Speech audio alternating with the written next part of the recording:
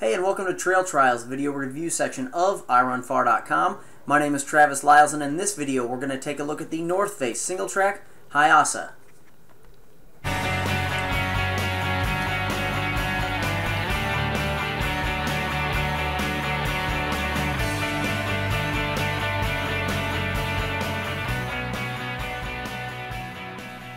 The Single Track Hayasa is part of North Face trail running line. This is the third trail shoe that they have within that line, those being the Single Track, the Double Track, and now this latest version, which is the Single Track Hayasa. Hayasa is Japanese for speed, so they've really built this to be a lower profile, lighter weight shoe, and this one in fact comes in at 8.3 ounces in a men's size 9 and 7.2 ounces in a women's size 7, all with an 18 to 8 millimeter heel to toe drop. So, with those stats out of the way, let's get up close and personal and see what else the shoe has to offer. So let's start off by taking a look at our outsole. So from a tread perspective, we have a relatively low profile lug pattern on these shoes. So they're going to be good for your general purpose trail running, your fire roads, and even do a nice job of kind of that transition. Maybe you've got a little bit of road or long dirt road, fire road, that sort of thing. And you're not going to notice these lugs because, again, they're relatively low profile. Of course, the downside to that is muddy and sloppy and those kind of things. This does not do quite as well in, because you just don't have the surface area and the depth there to really add a lot of grip. But general purpose, this is definitely going to fall into that category for trail running and also some light duty road running. Let's start by looking at this white part around the perimeter. So these lugs are forward facing, so they're going to help with climb, so they are directional. And then the middle part of the shoe, you have some more general purpose, just sort of lugs in the center of the shoe, basically where the midfoot and forefoot are going to be at. In the middle, we don't have any lugs at all, so we skip over all the way to the back part of the heel, and then again around the perimeter of the heel, you have these lugs that are going to switch direction and go to reverse facing all the way to the back, which is going to help you brake going downhill. If we look up towards the front, essentially starting just behind your toes and then working all the way back, we see this green, and that's what's known as a snake plate. And in North Face world, instead of having a rock plate that is one large full piece that extends from foot or from toe all the way to heel, you have this plate that sort of snakes in and out. And the idea of that is to add flexibility, so you have a protective plate without being too stiff and also saving weight. One of the things I noticed from this snake plate was every now and then, especially when running on rocky terrain, I happened to hit some spots where that snake plate didn't exist, and I could feel that rock poke through versus some of the other spots. However, it wasn't, poking all the way through the shoe because you do have traction and tread and outsole in those spots. It's just something to keep in mind that this is not a full plate that's in here.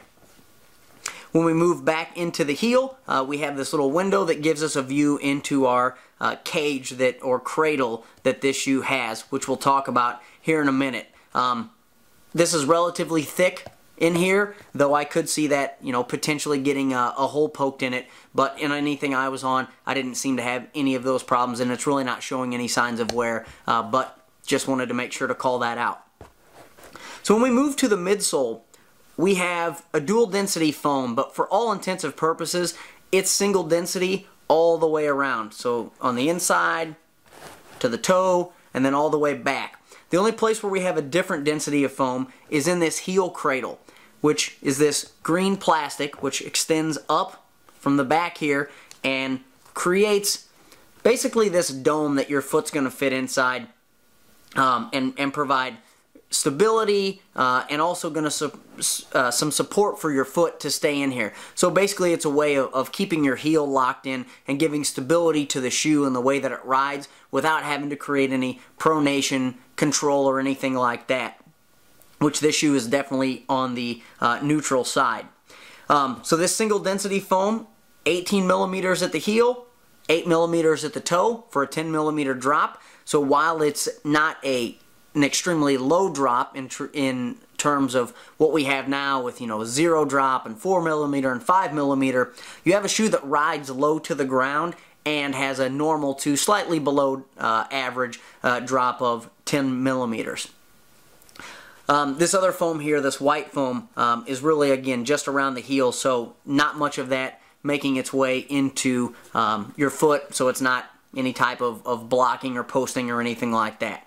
So midsole, pretty standard, nice, light, low to the ground, and provides definitely a decent amount of cushioning without going overboard. Up front we have basically a puncture resistant toe cap, so you're not getting a lot of hard rubber on here, but it's going to keep stuff from poking through there. And then on the very tip here of the shoe, you do have a little bit more rigidity in terms of kicking rocks and that sort of stuff. So the toe bumper is quite small in terms of the hard part of it, but the rest of it, again, it's there. It's going to help, but it's not going to be something that's going to really save your toes from turning black if you happen to be dragging them. When we move to the upper, we can see basically there's a lot of blue mesh that's on here. This shoe drains extremely well and breathes really well, as you might expect. From the upper standpoint, they try to keep the seams extremely low in using these welded seams that you see here with this silver that exists in a couple of spots here. So those aren't sewn on, it's more of a gluing or a heat process to make those part of that. On the laces, we'll notice this cage that's inside of here. And this is this fabric that essentially is on both sides of the shoe. And when you lace up, that's going to pull on that fabric and create a nice wrap around your foot to basically create support without having to have a bunch of overlays and fabric and things like that on the shoe. So I felt like this shoe had a really nice wrap to it, and part of the reason for that, in addition to our metatarsal pulls here, is that we have a gusseted tongue that is on this shoe, and that essentially starts at this top eyelet all the way down. So gusseted tongue, nice wrap, really nice uniform fit on your foot. From a laces standpoint, these laces are a little different than traditional. They're sort of stretchy feeling. And that stretchy feeling does a nice job of when you tie it, it sort of thins out, and then when you release that, it bunches back up. So what you get is the laces sort of pull on each other and keep them from coming untied. And if they do come untied, they tend to bunch up before they fall off or come untied completely. From the heel standpoint, we talked about that heel cradle that was in the bottom, but we also have up top, we have an actual heel counter in here that we can feel. So this crushes down to about right here, and then the rest of this is some sort of plastic or structure to add to the back. So it is somewhat flexible, comparable to a lot of shoes, but you do still have something in there that's going to keep it shaped and keep your heel locked in. Lastly, inside, we have a removable insole, so if you're somebody that wants to wear orthotics or change these out, you have the ability to do that. So in closing, the North Face Single Track Hayasa provides a lot of great things in a really lightweight package. You've got rock protection, a trail-specific outsole, good cushioning, and an upper that's going to drain well and also breathe, all at under 8.5 ounces. So, any questions or comments, place those below this video. Thanks for watching, and we'll catch you next time.